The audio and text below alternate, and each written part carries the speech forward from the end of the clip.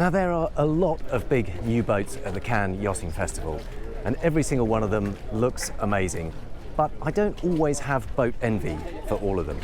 This one I really do, and I will explain why. So, looks a little bit unusual from the exterior, looks a bit like a shadow boat, the kind of garage boat that follows around a super yacht tender. And the company who makes it, Lynx, do indeed do those kind of shadow boats. But this is different. This is a crossover. So effectively, it's got a lot of the storage space of a shadow boat, but it's also got some proper accommodation on board so that you can use it as your main boat, as this owner does.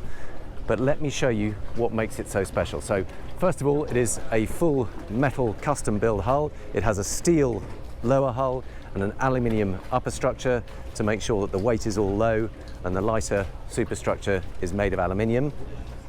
And then if we make our way on board, we can see more about it. So the cost of this boat starts at 6.3 million euros ex taxes. And we'll talk a little bit about range and so on in a minute. And I'm going to save this till last because this is my favourite spot on the boat. But what you might need to know is that the owner of this boat is a massive water sports fan.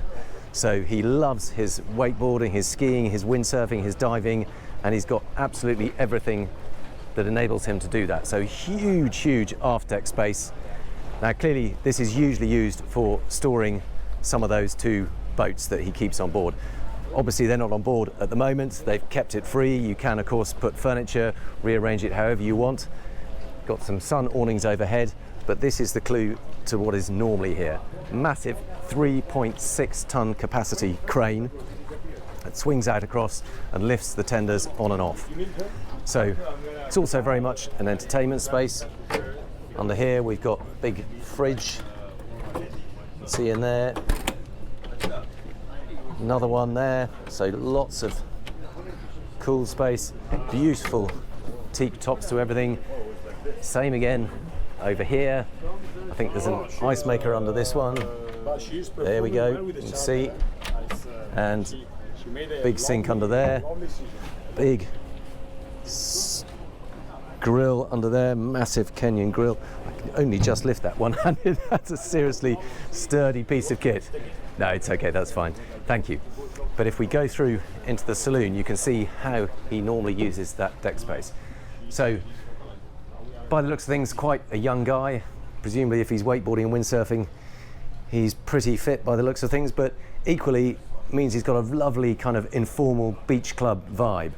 I believe he's from California in the States and has used this boat here in the Mediterranean for this season, but will be going back to the States, and it looks a little bit like it's been influenced by that. So this lovely light oak, very calm, simple, but classy interior. And if we look down here, you can start to see what that deck space is used for. You can see one of the boats there, and now looking overhead you can see, so that is a 23-foot wake boat, an Air Nautique wake boat and a ribeye rib. And higher up on the deck you can see there is also two jet skis, proper sit-down jet skis, and two more stand-up jet skis with another crane up top, but we'll see that for ourselves in a minute. But that gives you a kind of idea of just how many toys you can get on board this boat. But really lovely kind of informal space. That table does lift up and open up, so you can use that for dining. Huge windows all around. Just a lovely, airy, light space. Clever storage concealed behind here, so you've got all your glasses carefully stowed in there on little soft opening retainers. And then an open galley, so again it's very much all open plan, informal design, really like a kind of beachside apartment. You can just imagine spending your days here, somebody's whipping up something to eat, lots of big fridges and freezers, but it's this informal open plan living. So slightly elevated, you get a nice view down, but you can very much be part of the action whilst you're cooking up a meal. I won't poke around too much, but big oven, you get the picture. It's a really lovely kind of beach club vibe. A few more of these rather smart drawers, all the cutlery in there, all the cooking utensils, all nice and close to hand. And even the bridge itself is open. So obviously this is a full custom boat. You can pretty much fit it out how you want. And this owner very much wants to keep that open. He's obviously got a very good relationship with his crew. And in fact, although he does have crew on board in the Mediterranean, he's fully commercially endorsed to captain the boat himself. So when it's at home, he might just be himself on board, or family and friends, but you can see why he's obviously got a very good relationship with his crew, because everything remains open. Lovely helm station here, 2 proper full captain's chairs. There's carbon fibre steering wheel, throttles for the engine, bow and stern thruster, joystick control, 4 touchscreen MFDs, and another whole row showing all the information, engine kit, etc. Now, this is a full displacement boat, so we'll get to see the engine room in a minute, but and extra drinks covered. But first, let's go down and have a peer at the accommodation. Now, again, you can do pretty much what you want with the accommodation, and the various different layouts you can see here, 4 cabin layout, but this particular owner has gone for a slightly unusual layout, and again very much in keeping with that open plan main deck. The lower deck is all very informal too. So in fact the crew share this same access. That wouldn't normally be the case. You can normally have the crew cabin separate in the stern of the boat, but we'll show you why that's the case here. So first of all, big double with a single bed on the port side.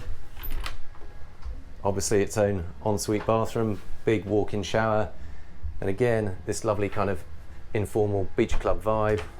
Lots of pale oak, nothing too fussy.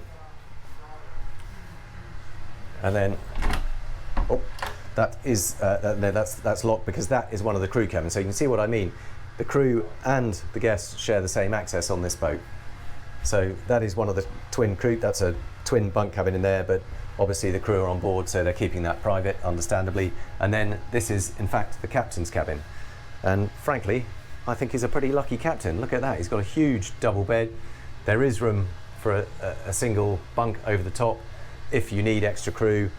In this case, I think he has a maximum of 3 crew, so that twin bunk cabin will accommodate 2 people, so the captain gets this to himself. They both have their own ensuite toilet, so this one here, and there is an ensuite toilet in that bunk cabin, but a shared shower space in between. So that is a shared shower space, and there's access from both sides. And then if we move further back down the yacht, there is just a bit of storage space under that stairwell. But we're now moving towards the stern. We drop down another level. And then there are 2 more cabins here, one of which is in fact the owner's cabin. So this one here is the owner's cabin, and unusually, rather than going for a full beam cabin that it very clearly sort of status symbol, this is much the biggest cabin, he's gone for a really fairly standard size double cabin. You know, this is clearly very much used just for sleeping. It's not a big status symbol. He's got a nice comfortable bed, plenty of floor space, lots of storage all around. Have a little bit of a nose in here, but you get the idea. There's lots of storage capacity, but it's not a big showy master cabin full beam up on the main deck. It's just a regular, very comfortable double cabin, nice ensuite bathroom, big sink, big walk-in shower, exactly the same finish and fit, very egalitarian layout. And then there's another twin opposite that on the starboard side, little bit smaller, but 2 single beds, good storage in between, exactly the same fit and finish, lovely pale oak, ensuite bathroom, big walk-in shower. So just the 4 guest cabins is the standard layout, and then we come through into the engine room. So you can see there's a double layer of doors. There's the normal oak one, and then there is a full fire and sea resistant area that keeps all machinery separate. But check out this engine room. So we've got twin Caterpillar engines. They're only 850 horsepower each, not that big for a boat of this size, but then it being a full displacement boat, there's no point in having any more power. But what you do get is a really good range. So this particular boat has got the extended fuel tanks that give it a 3,000 nautical mile cruising range at 10 knots. Maximum speed is only about sort of 14 knots anyway, so there's not a great deal of pushing on. You just use more fuel for not a great deal more speed. And the other thing to notice are these two huge Seakeeper gyro stabilizers. So there's a Seakeeper 35 here and another one over on this side. Now that is an enormous amount of stabilization power, but then let's not forget that he's got a lot of heavy boats on deck, and in fact those two jet skis up on the deck above. See the genset either side, one big Cummins Onan genset there and a second over there, and straight shafts running out the back of the boat. These are all the hydraulics for the thrusters and cranes, those massive cranes, one up on the top deck, one on the main deck, and then this is my favourite space on board. Check out this for a toy cupboard.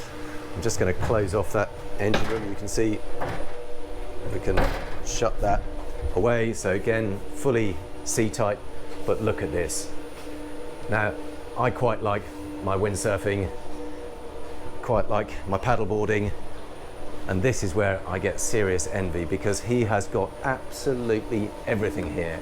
He's got foil boards, he's got ocean kayaks, he's got windsurfers, he's got a full set of masts and sails, he's got fishing rods, wetsuits, flippers, diving gear, impact vests for wakeboarding.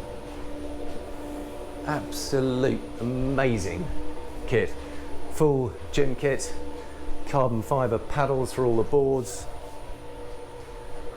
diving kit, look at that, all the diving cupboard.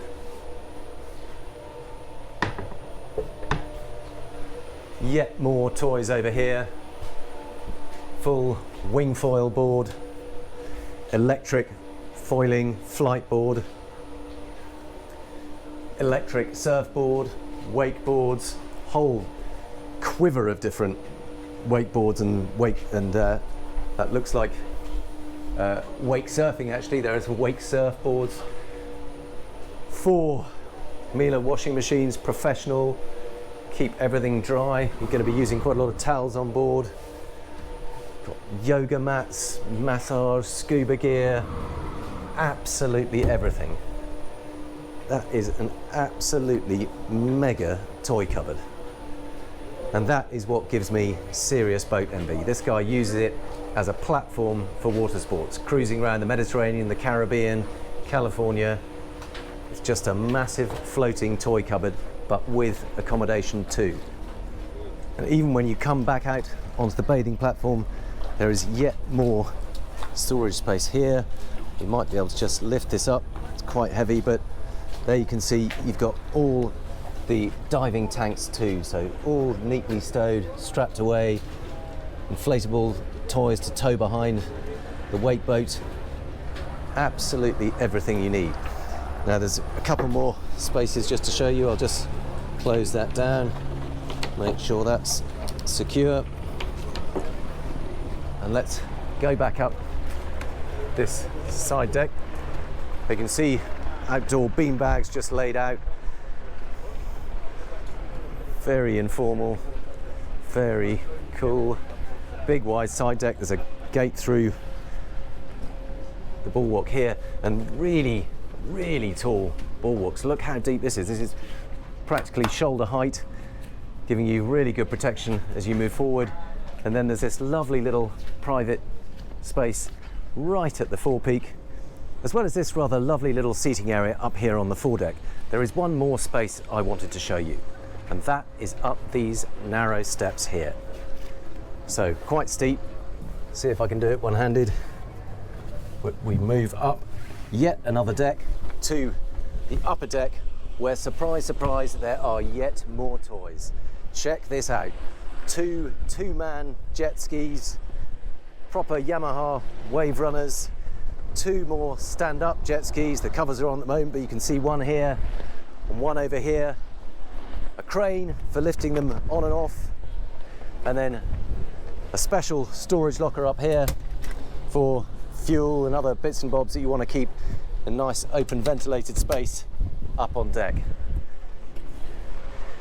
And then if we drop down here, we can complete the tour itself. Let's go back, oh no, let's go round the side deck here.